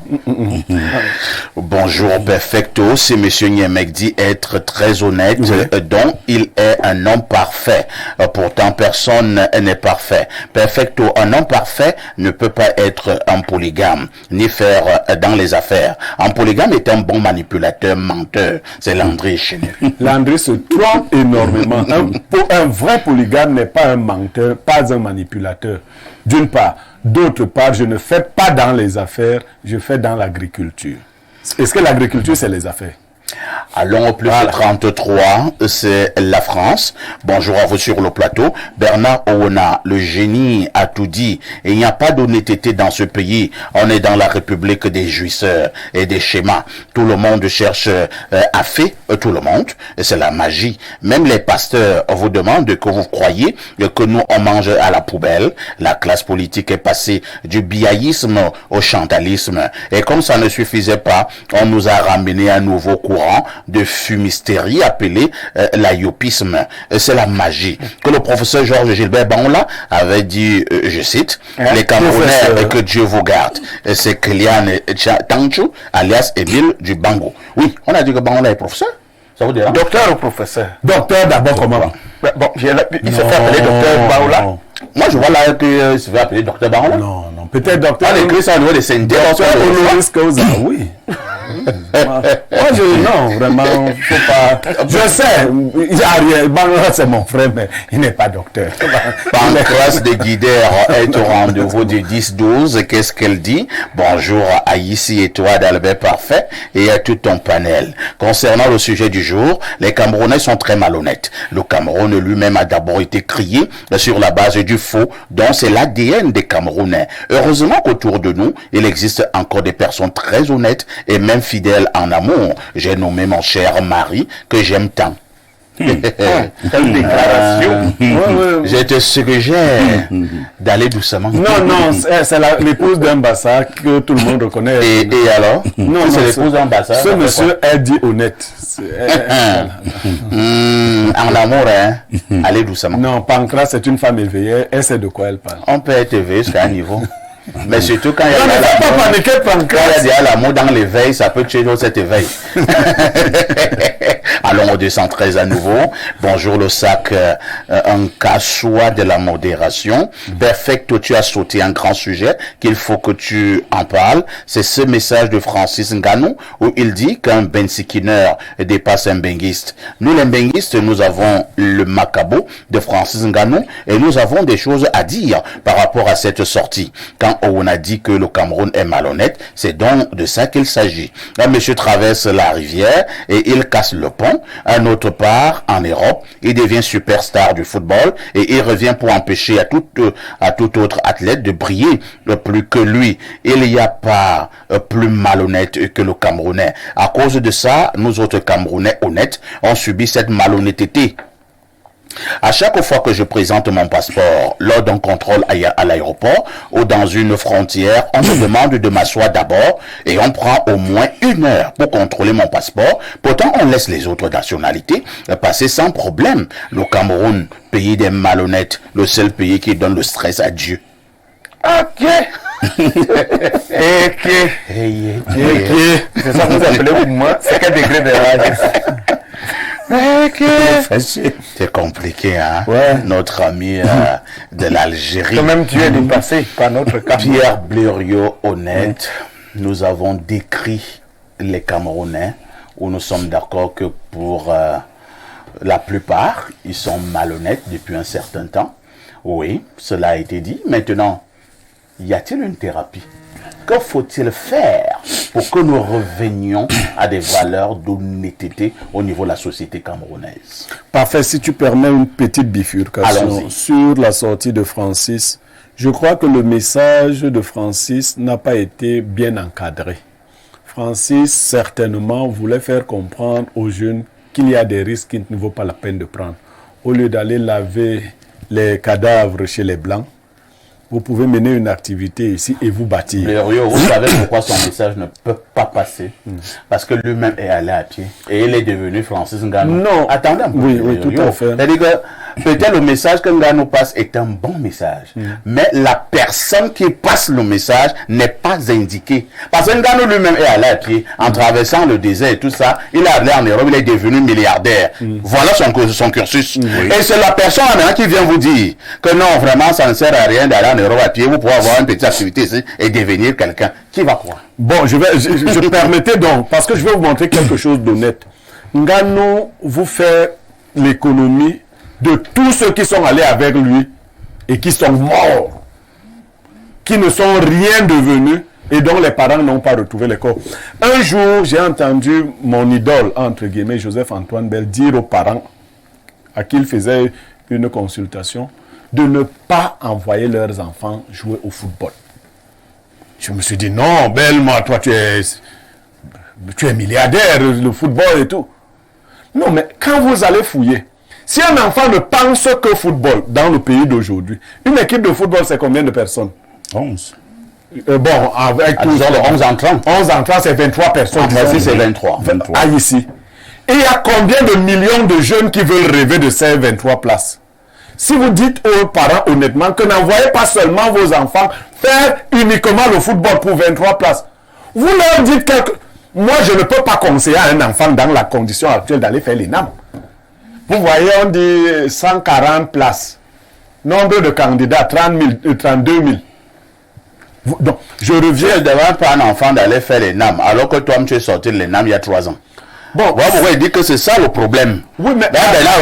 Moi, ici, je suis sorti de l'ENAM il y a 3 ans. J'ai une belle voiture. Je suis en train de finir mon immeuble en Rousseau. Et j'ai dit aux enfants, là, n'allez pas faire l'ENAM. Qui va comprendre ça? Le message peut être bon, mais il est porté par une mauvaise personne. D'accord. Passons. Vous demandez s'il y a une thérapie. Oui. Au grand mot, les grands remèdes. Quand je l'ai dit, beaucoup de personnes, non. parfois ici, l'homme honnête met en difficulté ses propres intérêts et les intérêts de sa famille. Quand il y a une situation et vous vous comportez en homme honnête, les vôtres s'en plaignent. Ils vous disent que mais, tu ne vois pas que quand c'était le tour de l'autre, il avait favorisé les leurs.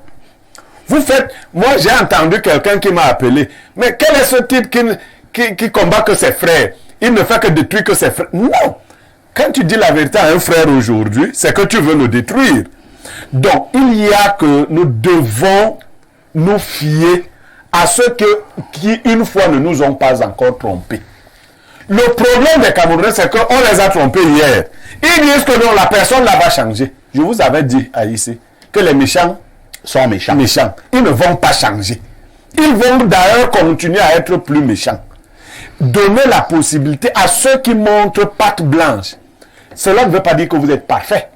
Mais il y a des signes qui montrent que cet homme est constant, cette femme est constante. Une personne qui change ses positions en fonction des grés des vents n'est pas une personne à qui on fait confiance. C'est les Camerounais eux-mêmes qui motivent les malhonnêtes. Ce d'autant plus que les malhonnêtes, quand ils réussissent, entre guillemets, parce que moi je crois que les malhonnêtes ne réussissent jamais. Je suis d'accord avec ceux qui pensent que bien mal acquis ne profitent jamais. Mais quand ils semblent réussir, ils sont adulés. Ils sont glorifiés, ils sont présentés comme des modèles. Nous avons au Cameroun un individu d'une grande malhonnêteté de par son parcours. Mais il est l'un des individus les plus aimés de ce pays. Moi, mais c'est le parcours même que c'est... Mais dans quel domaine? Je m'en fous de son domaine. Dans le football. Je m'en fous de son domaine. Mais je dis, et moi, quand je vois donc les Camerounais comme ça, je dis, vous méritez ça.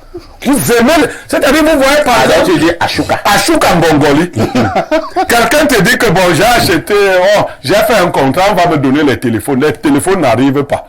Tout le monde dit que non, c'est à la faute de celui qui devait donner les téléphones. Moi qui vous ai dit qu'on allait donner les... Donc, nous aimons les gens malhonnêtes. Et les gens qui... Un autre aussi au Cameroun pour reconnaître les malhonnêtes. Les malhonnêtes appellent toujours les plus jeunes. Papa, maman tel, maman Chantou, papa. Donc, c'est un signe de malhonnêteté. Est-ce que moi, Chantal Biya pouvait m'accoucher? Pourquoi? C'est la mère. Non, c'est pas la mère. C'est la femme du président, c'est la première dame. C'est pas maman. C'est pas ma maman. C'est un signe de respect. Non! Je vous dis que c'est un signe de malhonnêteté au Cameroun. Quand vous voyez, l'autre jour, j'étais au Cameroun, maman Chantal m'a dit que c'est la malhonnêteté. Merci Blériot. Bernard Owona, dans un environnement où nous trouvons des malhonnêtes à l'appel, le fait d'être honnête ne vous met pas à une position de danger? Oui, c'est même très compliqué pour ceux qui sont honnêtes de vivre dans un environnement très malhonnête. Ils ont de la peine à pouvoir se faire entendre. Ils peuvent même se faire tuer. Puisque ceux qui sont nombreux là sont tous des malhonnêtes. Quand ils voient l'homme honnête isolé comme un électron, ils se disent que celui-ci, il est venu chercher quoi dans notre monde. Oui. Donc je voulais dire que Blériot a dit quelque chose là, qu'un bien mal acquis ne profite jamais. Non. Blériot, toutes les belles voitures que je vois en route là, tous les immeubles que je vois à Bastos, à Ngousso, à Oudja, ce sont des biens mal acquis. C'est des biens mal acquis. Tu es mon aîné, je vais dire, donne-moi une seconde. Oui, vas-y. Va voir ceux qui ont précédé ceux-là. Va voir dans quelle calamité les familles sont. Je suis en train de préparer une dénonciation ici d'une haute personnalité aujourd'hui décédée. Vous comprenez? Oui. Ces voitures sont déjà en Côte d'Ivoire, on a vendu, on a tout dilapidé. Même les noms, on a enlevé sur ces titres fonciers. Je vous assure, ça ce n'est qu'un cas. Mais va partout. Va même dans la famille Focho Victor. Oui. Je n'ai pas dit qu'il a eu les biens mal acquis. Mais va voir. Tu comprends, hein? Il n'y a rien, ceux-là se trompent. Ceux qui achètent les 2500 hectares, qui ont 60 voitures, Tu as déjà vu un homme qui roule dans 3 voitures? Non, pas du tout. Il est toujours dans une voiture, d'autres personnes sont dans les autres voitures. Il peut changer par jour. Même si tu changes, tu seras une fois dans une seule voiture. Voilà. D'accord. Donc, on va chuter. Oui, je voulais dire à Parfait qu'il y a un bureau d'études à l'Union européenne qui a fait des recherches sur la dangerosité de certaines nationalités en Afrique. Ah bon? Oui, j'avais suivi ça sur Radio France Internationale il y a quelques mois.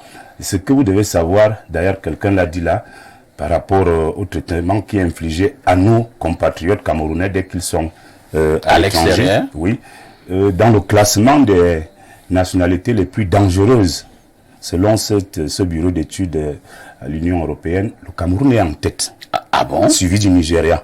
Incroyable. Alors, ça veut dire quoi? Ça veut dire que quand vous descendez à Bruxelles ou à Paris ou à Rome, ces policiers-là ont des instructions fermes de bien vous surveiller. C'est pour ça que le contrôle d'un Camerounais prend 1 heure. Le contrôle d'un Éthiopien prend 5 minutes. Vous voyez un peu. Ça, ils ont des instructions. Je dis que c'est un bureau d'études, c'est basé à Bruxelles. Donc, quand vous voyez ça parfois ici, je vous assure que ça ne fait pas bon d'être Camerounais.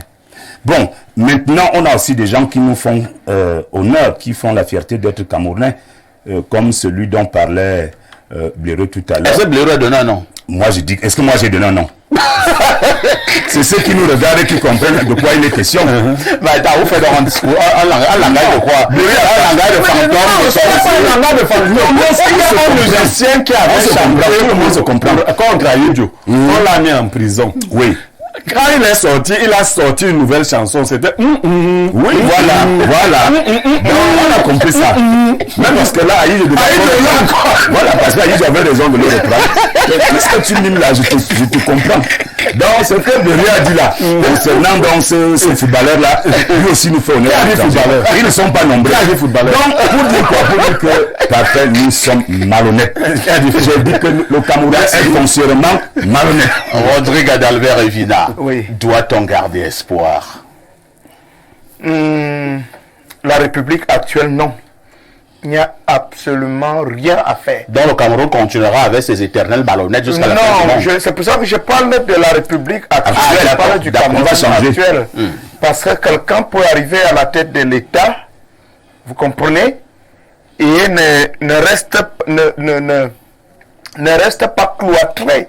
Mais la personne aura beaucoup de travail. Lui, dans l'environnement politique. La personne aura beaucoup de travail. Non, il faut des Sankara, il faut des hommes.